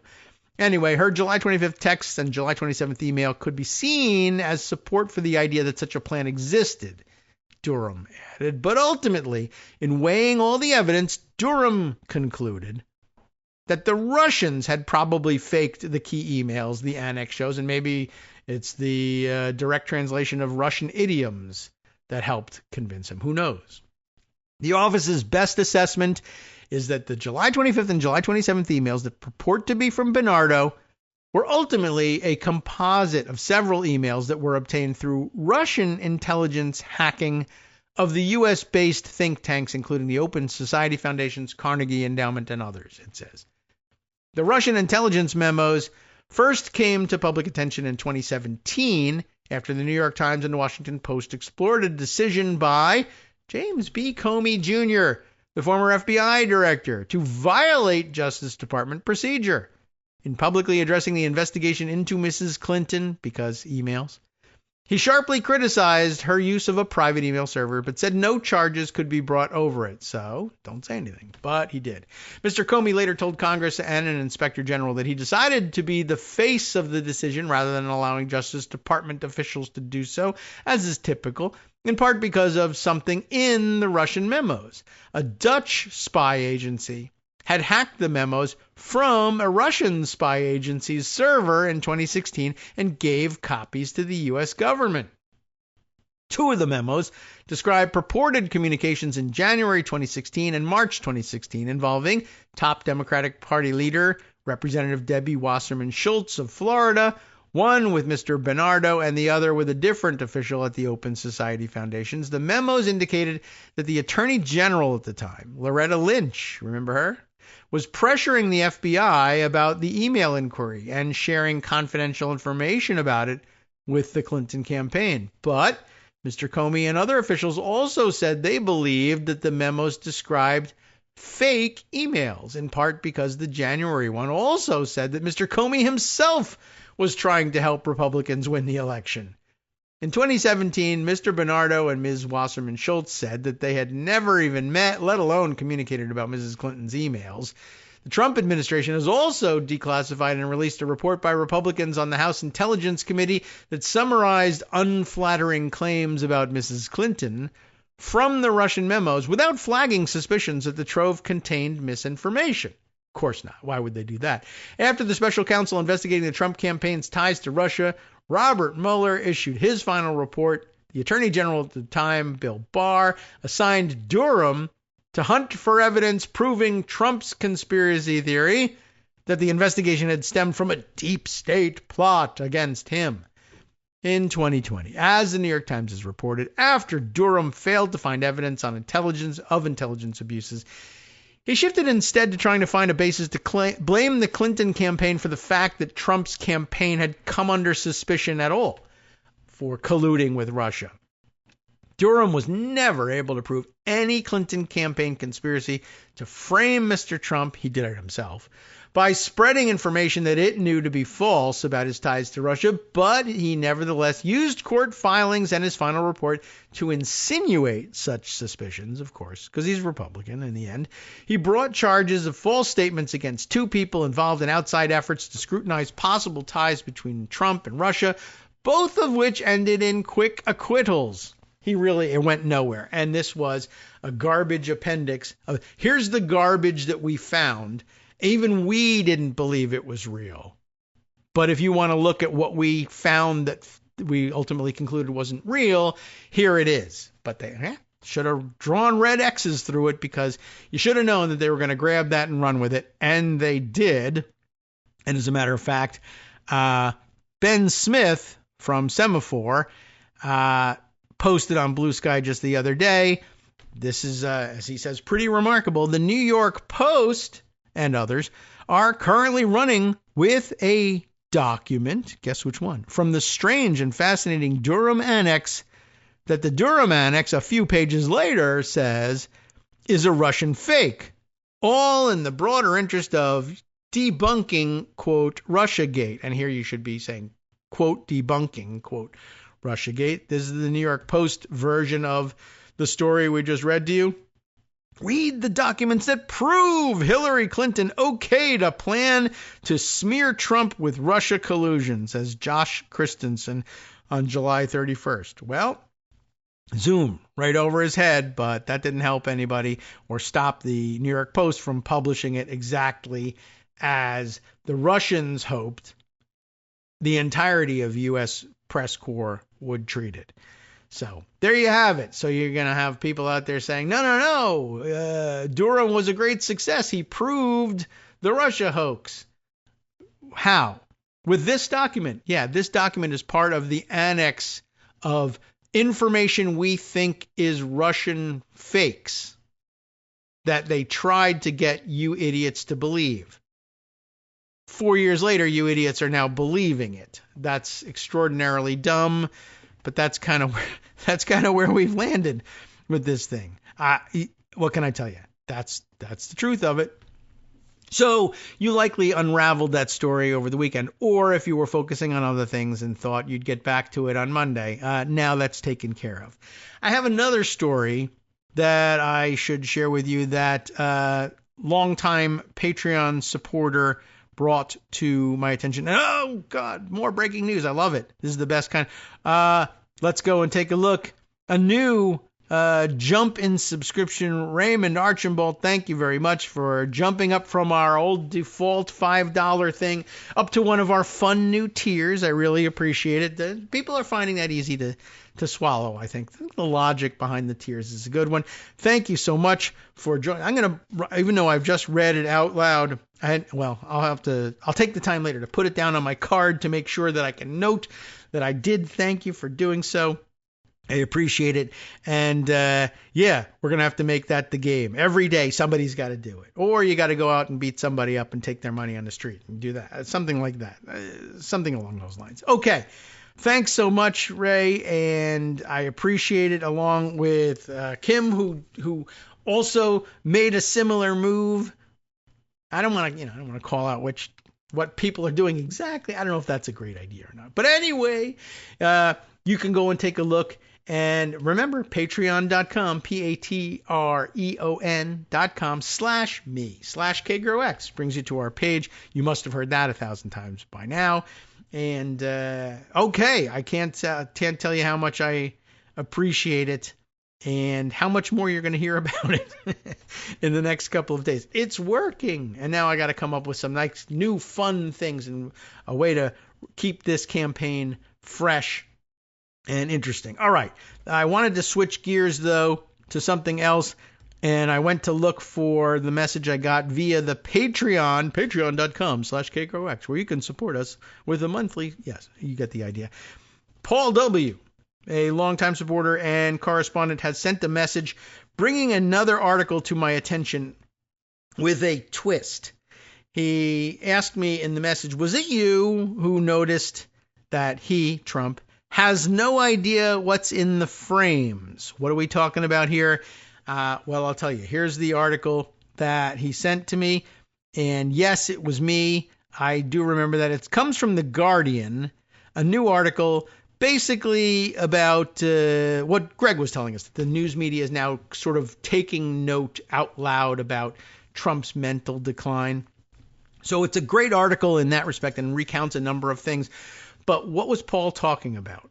Paul was talking about a couple of weeks ago, probably months ago at this point. I have to see if I can find the episode in which we do it, and my indexing of the episode. That's another big project I got to work on. We talked about over the weekend here at home, so that we can find things like this. But I said when I first noticed that Trump was gussying up, cake decorating at the White House and gluing all sorts of gold spray painted doodads and gewgaws to the walls of the Oval Office. I mean, it's just doing permanent damage to the walls of the office here.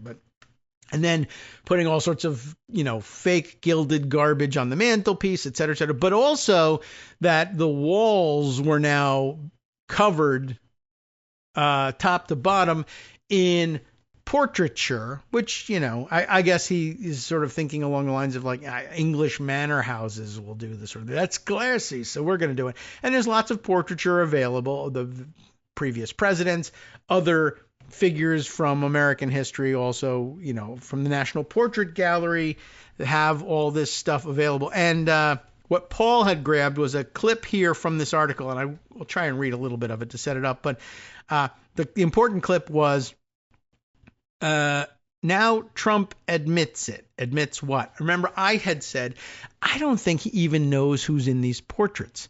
I think, along with all those other golden doodads, I think he selected them because they had fancy frames, like the most ornate gilded frames. That's the portrait I want to put up. Who is it? This is actually George Washington's donkey. Fine, put it up there. It doesn't matter. Yeah, I like I just want a lot of gold up there. Well, here it is. Now Trump admits it. This clip from this article, after talking about paintings, which he said he had personally selected from the vaults, and that would be, I guess, the National Portrait Gallery. Trump said, look at those frames. I'm a frame person. Sometimes I like frames more than I like the pictures. I was almost kidding about that. But now he says it. I like the frames more than the pictures. And he added that he had overseen the cleaning of some china. That's the rest of this thing. Basically, they're talking about the end of a cabinet meeting where he went off for 15 minutes about decorating. He loves decorating, and he'll talk about it endlessly. And then he just confesses, yeah, I don't know who's in these pictures, and it doesn't matter to me. Sometimes I like the frame more than the picture. What kind of an idiot admits to such a thing? Besides the owner of a frame shop, I guess, possibly. But, wow. I mean, we hit the nail on the head here. So good ear there, Paul. Great memory. That's true. I do remember saying that, and I see if I can find the clip for it. Anyway, this piece that he's linked to is a hilarious one.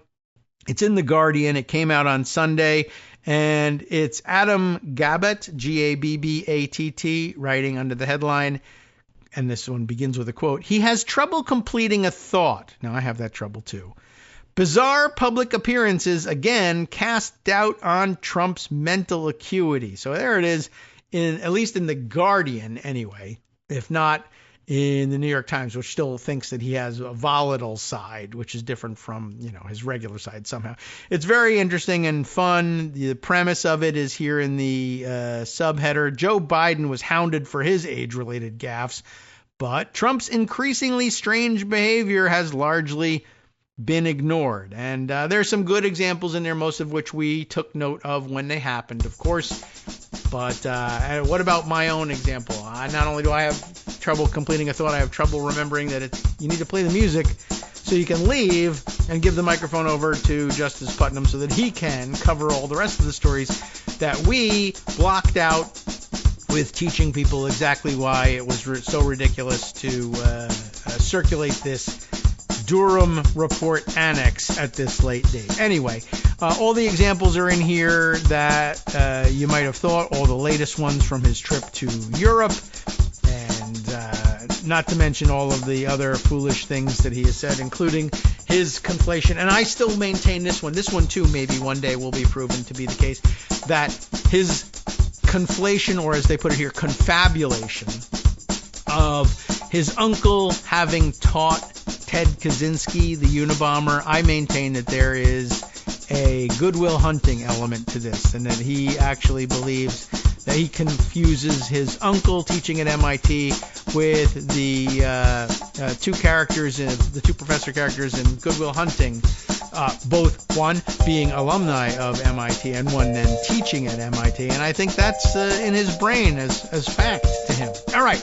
Like I said, time to hand things over to Justice Putnam for the West Coast Cookbook and Speakeasy right here on Netroots Radio. Coming up next, if you're live streaming, easy to do. If you're a downloader of the podcast, maybe you want to find his podcast online too. To Kagro in the morning with David Waldman. We'll have to start promoting that along with Netroots Radio from here on in. Anyway, what's top of the list here for Justice today? The Supreme Court. Raised the nuclear option on the Voting Rights Act about a week before the 60-year anniversary of the law. Yeah, we're in that period right now. Stay tuned to find out what's going on. We'll see you tomorrow.